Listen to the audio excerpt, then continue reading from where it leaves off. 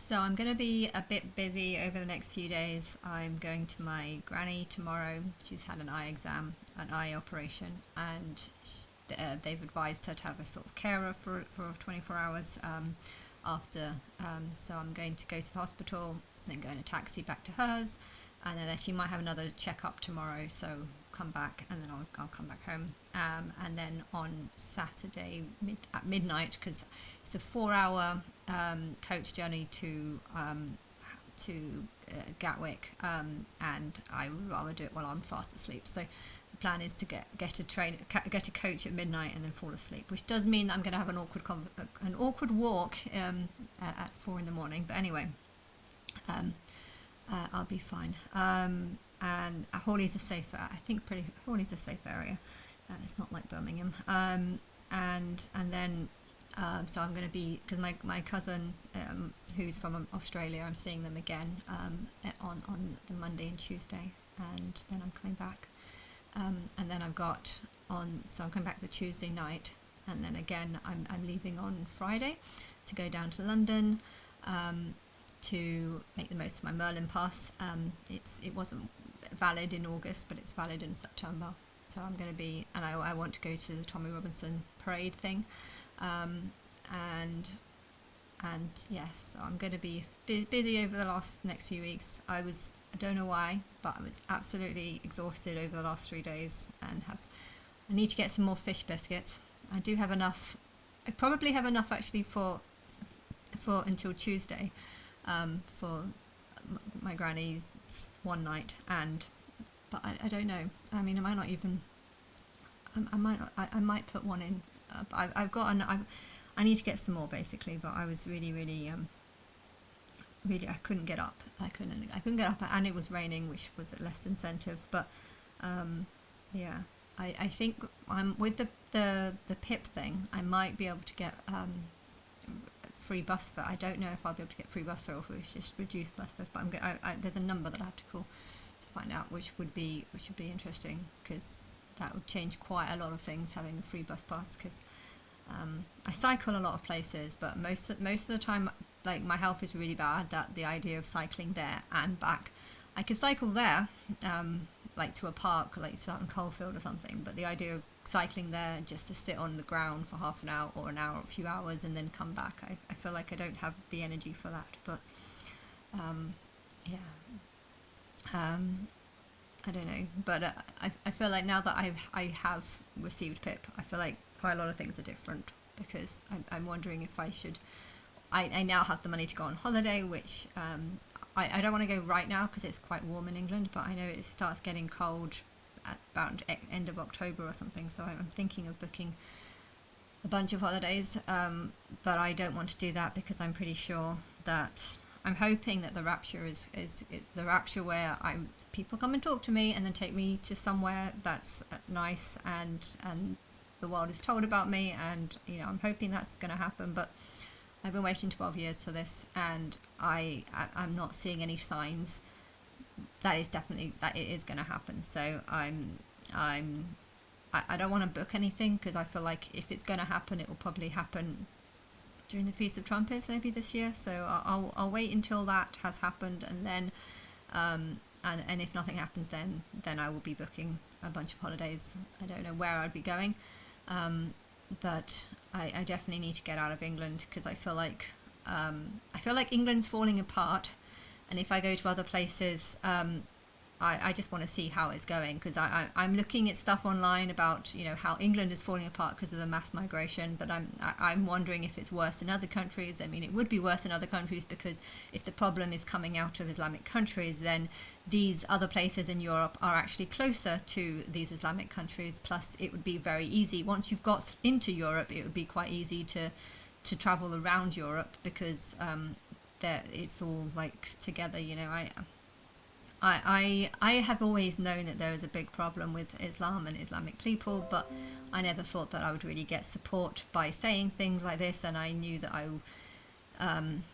some of these people are dangerous and stuff, but yeah, there is loads and loads and loads of these people, and they're coming up in mass numbers, and it's getting really, really bad, and England is falling apart, and it's very it's upsetting to see, basically, because you had this had once a great nation, and they've just invited thousands of mass people from third world countries, and what was your intention? I mean, people are wanting to blame the rich. I don't blame the rich. I blame the people who are literally in office saying, okay, yes, you get an asylum, yes, you get a British passport. Whoever is in the Home Office saying, yes, you can come in, yes, you can come in. I mean, technically, what's likely happened is that these people, there's been a whole bunch of Islamic people that have got into the Home Office, and they have, got all their buddies working in this Home Office. If the whole Home Office is just a bunch of Islamic people,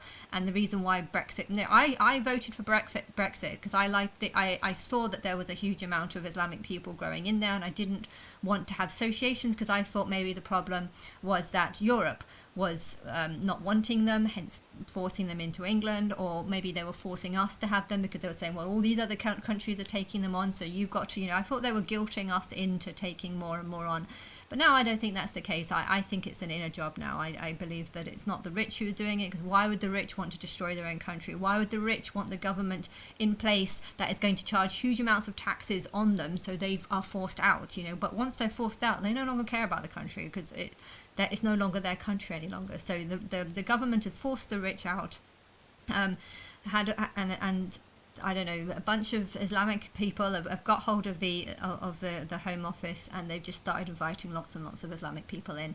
And there's loads of people that are protecting them. Oh, they're Muslims, there's some great people, I know that not all Muslims are bad people, but to read the Quran, to believe, to know about Muhammad's teachings, and to see no faults in his teachings, that means you are a bad person. So there's two types of Muslims. There is the ignorant Muslim that does not know what the teachings of Muhammad was, and then there's the bad Muslims who know what Muhammad's teachings was and still are happy to follow it. Those are the only types, the ignorant Muslim and the bad Muslim. Like when it comes to Christianity, there are loads of types of Christianity, because there's a lot of people who mildly take the Bible seriously, think they've got some sort of truth in it, but also don't recognize it as being like the actual word of God, but rather just a book where people were kind of being inspired by things, led by things. There's lots of different ranges. The Bible is a massive book, and there's lots of Christians who do not believe everything in it, but a lot of things. So there is different types of Christians. But when it comes to Muhammad, Muhammad wrote one book, or supposed to be channeled by an angel. He wrote one thing, and there's stories about him as well that are bad and not good. And if you are happy to be like, what, that is my guy, I'm going to reject Jesus and I'm going to choose this guy instead. I mean, why? Okay, you might have done it because your family and stuff, but surely you've got to realize that there's something wrong with this book, wrong with this teaching. And yeah, I know when it comes to Gaza, there's a sort of Muslim type soul, like an inverted soul, and these souls can be anywhere. They can be born into any religion. They can be born into Israel, they can be born into Europe, they can be born into America, and anywhere. They can be born anywhere.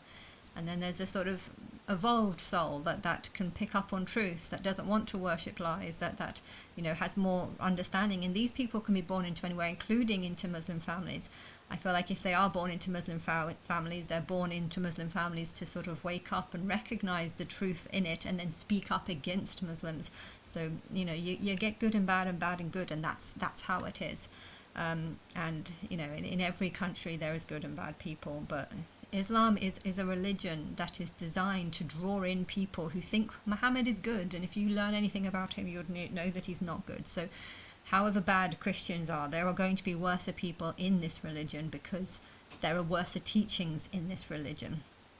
And yeah, I think if I really hope, I want to join the army, not because I want to join the army, but just because I want to know what's going on. I want to tell them what I've been telling. I'm pretty sure they're watching this. If they're watching this, I can't 100% know who's watching it, but yeah, I'm really hoping that I'm really hoping that they're actually doing something about it, and because you're watching the news and you're just seeing, oh, we need to send them back. We need to send them back. Yeah, we need to go and get all the rats' nests and then just go and put it somewhere else. Yeah, that will solve the problem.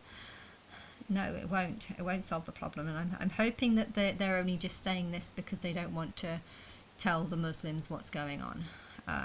I hope people realise that this is the only way to get rid of them is to actually see them as being a different kind of species, because that's what they are. You have to be a different type of species to learn about Muhammad and think, you know what, that is the guy that I want to follow. That is my prophet. That is the one who I should listen to. You know, you have to be a certain type of person to believe that. And I'm aware that there are plenty of Christians that if they were born into Islamic family, they would probably believe that, just because they're sort of, there's some people that are very susceptible to and gullible to, you know, brainwashing of other people. But yeah, there is a bigger problem though, with that a lot of these people have come into this country, they've formed relationships, they've had kids, they've started breeding with this, and then they've used their kids as a way of saying, you know, I've got British children because they were born here, their mother's British, and do they actually like them? You know, I feel like if there is a way of undoing this, you know, if they've had a relationship and they've treated that person, you know, I'm thinking of the woman in the sauna that I was speaking to. You know, she said loads of terrible things about her partner and how he was just lying to steal the kids off her. You know, I don't know the situation, but if this is a situation of someone who came to England with no visa, with the plan of finding a British woman, just any British woman, someone he probably didn't even like, having children with her, pretending everything's fine for a year or two, and until the babies are sort of big enough to not need breast milk, and then just sort of throw her off, cast her off. Maybe she was going to convert, and she obviously didn't. You know, she does have a big wardrobe. She's talking about thousands of dresses, and that she needs it to like comfort herself almost. But you know, if his real intention was just to come here, choose any woman that's sort of British, and then use their children as an excuse to stay in, whilst also bringing in other family members and getting the children to marry off in future to other people from their country. You know, this is a takeover using visas, and I think even these people should go, because they haven't got the right intentions. You know, if they come here and have just had a really bad relationship with someone, then that's evidence that they've just use this system as a way of just using our system and trying to pretend that they like this country, when really they're just trying to convert this country. So I think it's different if someone immigrates here, if they genuinely like this place, if they've got a good job, if they're happy here, you know. But I would love to end Islam, definitely, and I don't know how best to do it, but you know, before, people being silent, you know, don't criticize Islam because they're going to get dangerous. You know, I knew that. I always knew that, but I assumed that everyone knew that, and then I was assuming that you weren't bringing these people in, and I've noticing that actually you are bringing these people in. You're bringing them more and more and more in, and I've been complaining actually about the church bell. Well, it's that video where they said that the church bells are not going off, but Islamic bells are, or Islamic calls are. You know, I was saying that I'd much rather hear church bells than Islamic calls. And it's interesting because in the last 2 days I've heard the church bells ring twice in Birmingham. One by the gym. I've gone to the gym 3 times a week for the last 3 years, and I've never heard church bells before there. That's the first time I've ever heard them, but I noticed it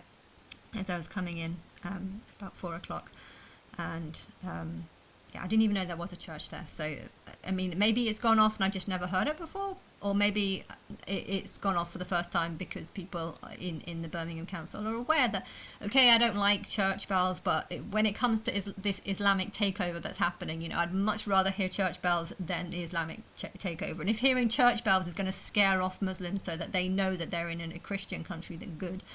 For me now, that the church bells seem to just be like, you know, this is a reminder that this is a Christian country, not an Islamic country.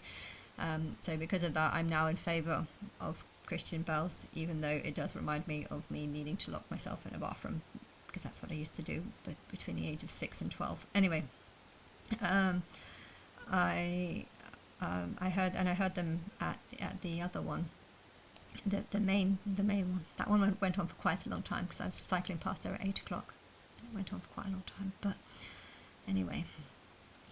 I know the Bell company is actually quite a. I went to a Bell factory where they're making them, and they were saying, this was about 5 years ago, maybe 7 years ago. They were saying that there's far less Bells being bought and sold, so their company, even though it was one of the oldest Bell shops in London, their company was basically on the verge of breakdown because they weren't getting enough sales. So yeah, I'm sure they'd be happy if the Bell company was bought back, but. I don't like the Islamic call. It sounds eerie. It sounds creepy. It sounds like war is on the edge, and it sounds like people are dying. Yeah. But yes, I don't know what else to say.